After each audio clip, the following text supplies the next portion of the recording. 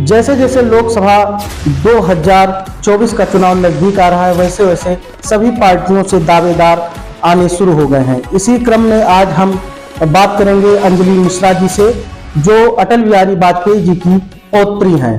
वो भी बलरामपुर में चुनाव लड़ने के लिए आई हुई हैं और उनसे बात करेंगे कि बलरामपुर के विकास को लेकर वो क्या सोचती हैं। सबसे पहले तो आपका बहुत बहुत स्वागत है हमारे चैनल पे। नमस्कार। बलरामपुर, जैसे आपने लोकसभा श्रावस्ती चुना है, अटल जी की कर्मभूमि भी रही है और आप उनकी पौत्री भी हैं जी। तो सबसे पहले बलरामपुर के लिए क्या सपने लेकर आप आई हैं?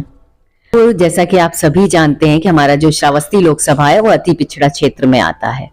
तो सपना मेरा एक ही है कि इस क्षेत्र को पूरा समय देके पूरे कर्तव्य के साथ इस क्षेत्र का विकास करूं और ये जो अति पिछड़ा क्षेत्र कहलाता है ये विकासशील और विकसित क्षेत्र में गिना जाने लगे। उसके लिए आपने योजना बनाई है कि हमको बलरामपुर के विकास के लिए, श्रावस्ती लोकसभा क्षेत्र जैसे अति पिछड़े क्षेत्र में आता है, तो यहाँ के विकास के लिए कौन कौन से स्ट्रक्चर आपने खड़े करने के लिए आपने सोचा है?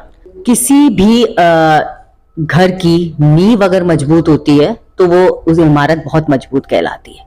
तो अगर मैं सबसे छोटी नहीं कह सकते इसको, आप बहुत अहम बात कह सकते हैं कि सबसे पहले मैं काम करूंगी यहाँ पे शिक्षा के लिए और स्वास्थ्य के लिए। जब शिक्षित होगा व्यक्ति, जागरूक होगा व्यक्ति, तो वो व्यक्ति अपने स्वास्थ्य का, अपने स्वच्छता का, अपने आर्थिक पक्ष का, वो सबका विकास कर सकता है। तो सबसे पहला मेरा होगा, जो उद्देश्य है, जो मेरा लक्ष्य है, जो मेरा दृढ़ संकल्प है, वो है शिक्षा को लेके काम करना। तो बलरामपुर और श्रावस्ती लोकसभा क्षेत्र वासियों को रोजगार की भी आवश्यकता है, उसके लिए आप क्या करेंगी? तो एक बात बोली है कि सबसे पहली प्राथमिकता क्या है?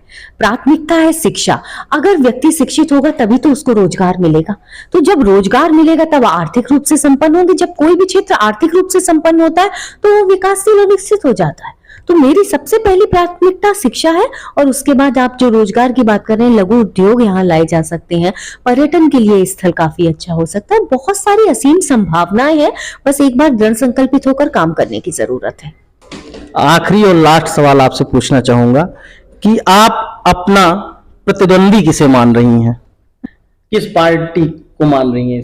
मैं अभी देखिए, सपा, बसपा, कांग्रेस, आप किसी की भी बात करें तो तीनों पार्टियों के क्या, पूरे विपक्ष के भी सपने चकनाचूर हो चुके हैं। 3 राज्यों में हमने प्रचंड बहुमत हासिल किया है। इसका पूरा का पूरा श्रेय हमारे यशस्वी प्रधानमंत्री नरेंद्र भाई मोदी जी को जाता है, जिनके नेतृत्व में तीनों राज्यों में सरकार बनने जा रही है। तो उनका जो भ्रम है वो दूर हो चुका है और अगर अभी भी नहीं दूर हुआ तो आने वाले लोकसभा 2024 में उनके सारे सपने चकनाचूर हो जाएंगे और वो समझ जाएंगे कि भविष्य में अब उनका कुछ नहीं होना, मोदी है तो ही मुमकिन है। लोकसभा श्रावस्ती जो क्षेत्र है उसका लगातार भ्रमण कर रही हैं, गांव दूर दराज इलाकों में जा रही हैं, तो वहां के लोग कौन कौन सी समस्याएं लेकर आपके पास आ रहे हैं? समस्याओं के बारे में उन्होंने मेरे से चर्चा की है और मैंने उसको राइट डाउन भी किया है और जहां उचित पटल पे मुझे जो बात रखनी थी वो मैंने रखी भी है।